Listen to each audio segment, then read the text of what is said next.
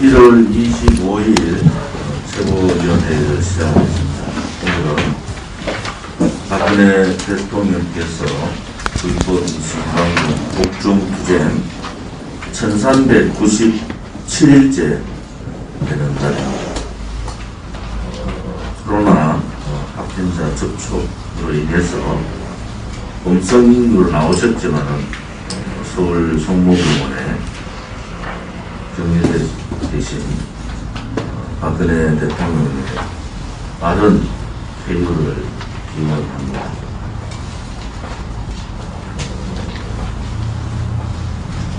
박근혜 대통령께서 지금 병원에 계시는 일정 사항에 박근혜 대통령의 70세 되는 생신이 있습니다. 2월 2일이 생신날이신데 공안하는 자유파 국민들과 함께 예를 다해서 박근혜 대통령의 생신 행사를 치르도록 하겠습니다. 오늘 비공개 회의에서 여러 가지 의견을 나누고 결정을 하도록 하겠습니다. 강창일 주일대사가 주일대사 내정자죠. 위안부 합의 문제하고 징용 문제를 또 박근혜 정부 탓으로 걸렸어요. 그 문제를 잘난 문재인 정권이 해결해야 된다, 이런 궤변을 내려놨습니다. 강창일 씨는 위안부 합의 문제를 문재인 씨가 뒤집을 때 일왕이라는 표현을 써야 된다는 것을 강력하게 주장했던 사람이 갑자기 주일대사로 가면서 일본 천황이라는 표현을 쓰고 있습니다. 박근혜 대통령이 2015년 위안부 합의가 옳았습니다. 결국 얼마 되지 않아 조국이 민정수석이 있을 때 죽창가를 얘기했던 자들이 이제는 문재인 씨 스스로 2015년 위안부 합의를 인정하는 얘기를 합니다. 우리가 그들의 변화무쌍한 그러한 입장들을 잘 알지만 그 당시에 박근혜 대통령의 위안부 합의 문제는 국가 간의 합의입니다. 이것을 정권 4년 내내 부정하다가 이제 일본을 통해서 북한과의 대화의 물꼬를 좀 터볼까 하는 얄팍한 생각을 가지고 그들이 지난번 죽창가를 얘기하고 일본 상품 불매운동을 하고 멀쩡한 우파 국민들을 토착역으로 몰고 징용 문제는 또 국가의 외교적 문제로 해결해야 된다는 양성태 대법원을 사법농단으로 몰아서 대법원장을 사법 처리하려고 했던 자들은 그들이 지금 와서 위안부 합의가 옳다는 얘기를 하는 것을 보면서 참 가정스럽구나라는 생각을 합니다. 국회의원 시절에 반일 얘기를 숨기지 않고 했던 강창일이 일본 대사가 되는 강창일하고 다른 사람입니까? 똑같은 사람들이 이렇게 자기가 했던 얘기를 몇 년도 가지 않아 뒤집어버리는 이 철면피 같은 인간들을 보면서 참 좌파들은 대단하구나라는 생각을 합니다. 국민을 속이고 국민을 선동하고 여론을 조작한 그 잘못에 대해서 인정하지 않고 그것을 뒤집으면서 위안부 합의가 이제는 맞다고 얘기하는 그들을 보면서 한심합니다. 위안부 합의 문제는 박근혜 정부가 옳은 겁니다. 그 또한 박정희 대통령 각하의 한일 협정도 옳은 일입니다. 그들이 부정했던 일들이 임기도 끝나기 전에 다시 뒤바꾸는 처사들을 보면서 참으로 그들의 민낯을 볼 수가 있습니다.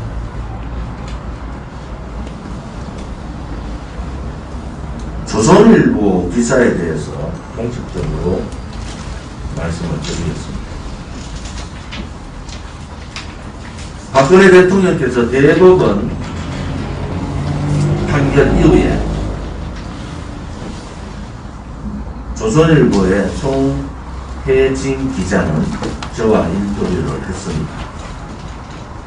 저는 인터뷰에서 박근혜 대통령에 대한 대법원의 판결은 대한민국의 법치가 사망했고 이것은 분명히 역사의 진실 재판을 다시 할 것이라고 말씀을 드렸고, 그 당시에 사면 문제가 얘기 많이 나왔을 때 박근혜 대통령은 사면뿐만이 아니라 본인의 신변에 대한 어떠한 말씀도 하신 적이 없다고 송혜진 기자하고 인터뷰를 했습니다.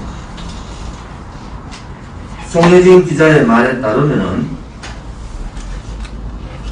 그 기사 내용에 조원진 대표도 자주 우시기도 한다고 들었다는 내용이 나옵니다. 그런데 이것은 조작입니다. 송혜진 기자는 분명히 조원진 대표가 아니라 다른 사람의 실명을 거론하고 기사화를 해서 자주 우시기도 한다, 누구누구가 자주 우시기도 한다고 들었다, 이렇게 기사를 위로 올렸는데 조선일보의 정치부장이 그 사람의 이름을 빼고 조원진 대표라는 거짓으로 이름을 집어넣습니다.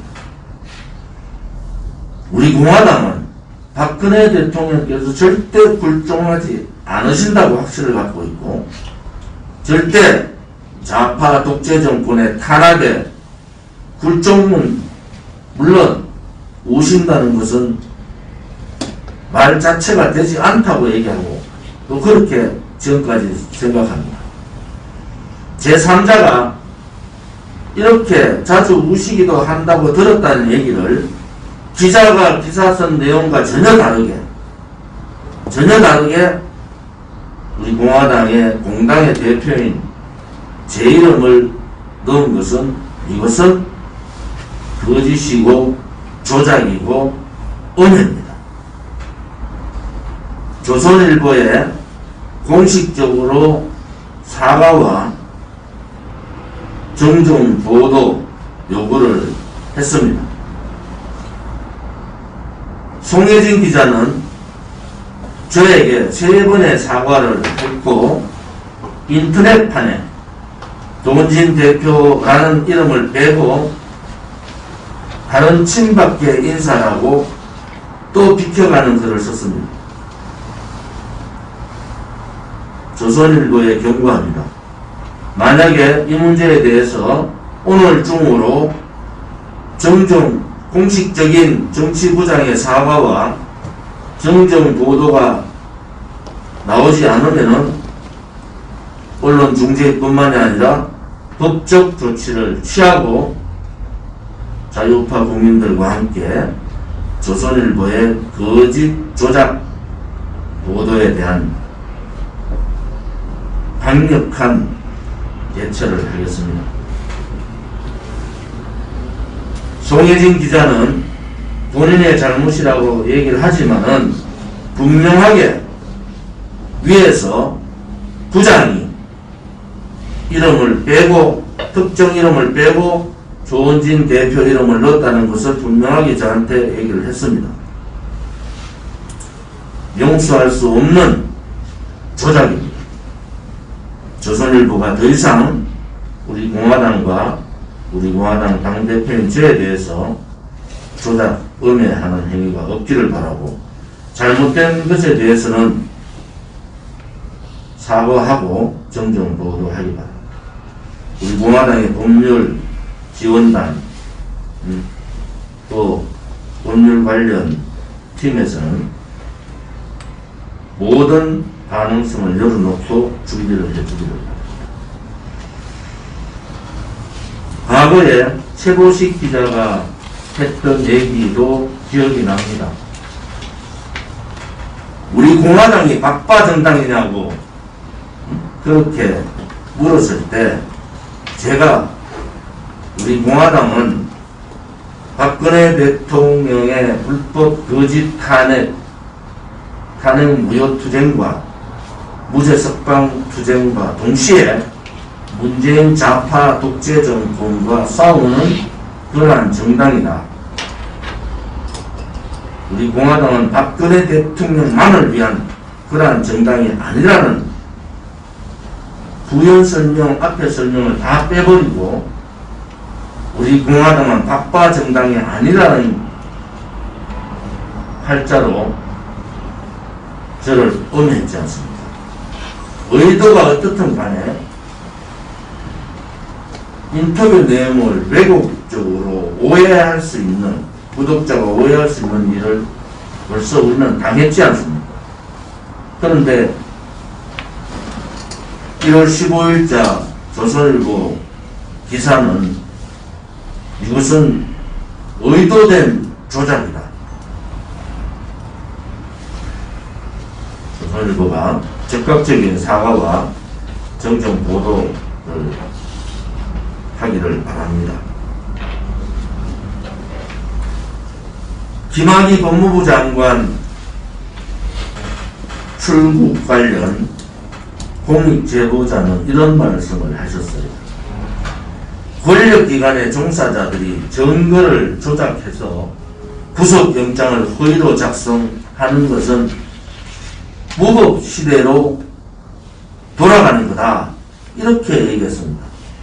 권력기관이 구속영장을 허위로 조작한 거하고 일선 기자가 인터뷰한 기사 내용을 부장이 이름을 바꿔치기 하는 거하고 뭐가 다릅니까? 권력기관은 대한민국의 거대 언론도 국민들은 언론의 권력기관으로 봅니다. 이것은 적극적인 사과와 정정 보도만이 이 사태를 막을 수 있다, 이렇게 봅니다. 지금 우리 공화당에서는 법적 준비뿐만이 아니라 이 사태에 대한 진위를 밝히는 여러 가지 방법을 강구하고 있습니다. 조선일보의 각성과 사과와 정정 보도를 요구합니다. 제가 몇 번에 걸쳐서 보궐선거 부분에 대해서 얘기를 했습니다. 안타깝게도 서울시장에 출마하고자 하는 여야 더불어민주당은 물론이고 국민의힘의 후보자들은 다 탄핵을 주동했던 사람들입니다. 서초구청장인 조원희 구청장을 제외하고는 다 그런 입장입니다. 또한 우리 공화당의 입장에서 보면 구시대적 인물들입니다. 서울시장을 스스로 사퇴하면서 박원순 서울시장 시대를 열면서 서울시를 추락시킨 오세훈 전 시장, 2011년 출마했던 또 공수처법을 테이블로 올렸던, 그것도 원내대표 된 지 일주일 만에 여야 합의로 공수처법을 테이블에 올렸던 정말 있을 수 없는 실정을 책임져야 될 나경원, 그것 또한 박근혜 대통령 탄핵 당시 얼마나 많이 박근혜 대통령을 원했습니까? 안철수 국민의당 대표 서울시장 후보는 탄핵을 처음부터 끝까지 주장하고 지금도 이 탄핵, 잘못된 거짓 탄핵이 대한민국이 체제가 무너지고 역사가 뒤바뀌는 상황이 왔는데도 불구하고 자기의 잘못을 모르고 서울시장 출마를 하겠다는 자입니다.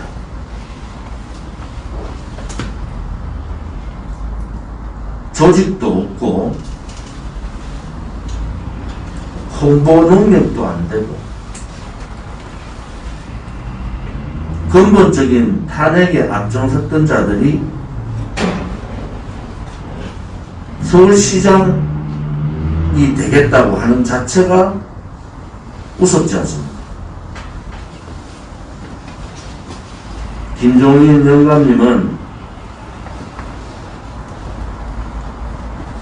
3자 구도가 돼도 국민의힘이 서울시장이 되겠다는 그 오만에 국민들은 국민의힘을 버리고 있습니다.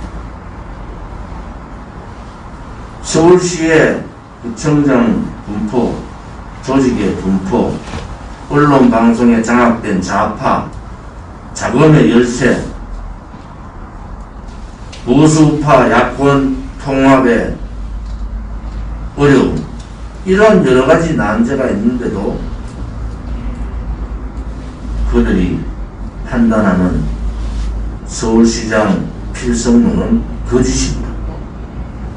우리 공화당은 서울시장 후보를 참신한 우리 공화당의 후보를 낼 겁니다. 다시 한 번 더 제안합니다. 요즘 새로운 신당이 만들어지는데 야권, 국민의힘을 제외한 야권의 단일 후보부터 이루어야 됩니다. 우리 공화당을 비롯해서 새로운 신당 후보, 또 기타 국민들, 보수우파 국민들이 인정할 수 있는 후보들의 야권 단일화가 필요합니다. 안철수 씨는 국민의힘에 목을 내지 마시기 바랍니다. 그런 이후에 국민의힘 단일 후보와 야권 단일 후보의 경선을 통해서 보수우파 단일 서울시장 후보를 내야 됩니다. 만약에 여기서 실패하면은 대통령 선거에서도 단일 후보는 어렵습니다. 그렇게 되면은 다음 대통령 선거 또한 실패합니다. 문재인 좌파 독재 정권의 악행을 무너뜨릴 수 있는 방법을 버릴 것인가 우리는 고민해야 됩니다. 또 총선 끝나면, 이번 보궐선거가 끝나면은 우리 공화당 때문에 졌다, 그런 말도 같지 않은 얘기들이 없기를 바랍니다. 우리 공화당은 당당하게 우리 공화당 후보를 내고 당당하게 싸우겠습니다. 오늘 제가 제안한 이 부분은 벌써 석 달 전에 제가 제안했던 내용입니다. 이제는 보수우파 대통합 이전에 보수 야권 대통합이 필요하다. 당대당 통합이 어려우면은 후보 단일화 작업부터 해야 된다. 만약에 그것이 안 될 경우는 우리 공화당은 모든 경우의 수를 대비해서 후보를 준비하고 내도록 하겠습니다. 이번 보궐선거가 보수 대통합 단일 후보가 나오지 않으면 다음 대통령 선거도 어렵다는 것을 국민의힘은 인식해야 됩니다. 국민의힘은 이런 식으로 가면 필패할 수밖에 없다는 것을 제가 계속 말씀을 드렸는데도 불구하고 아직도 정신 못 차리고 있는 국민의힘을 보면서 안타까움이 많습니다. 오늘 제가 토요일, 일요일 수도권, 그전에도 수도권을 지금 계속 서명대를 다니고 있습니다. 정말 서명대에서 말없이 박근혜 대통령의 탄핵 무효와 무죄 석방, 즉각 석방 하고 계신 동지들께 감사의 말씀을 드리고 다시 한 번 더 머리 숙여 고맙다는 말씀을 드립니다. 우리 공화당은 230만 명의 서명구를 법원에 전달하고 다시 1000만인 서명을 완성하기 위한 정말 피나는 투쟁을 하고 있습니다. 우리 공화당 동지들의 그 박근혜 대통령에 대한 석방과 자유민주주의 체제를 수호하고자 하는 그 열망이 반드시 이루어지는 그날이 오리라고 확신을 합니다.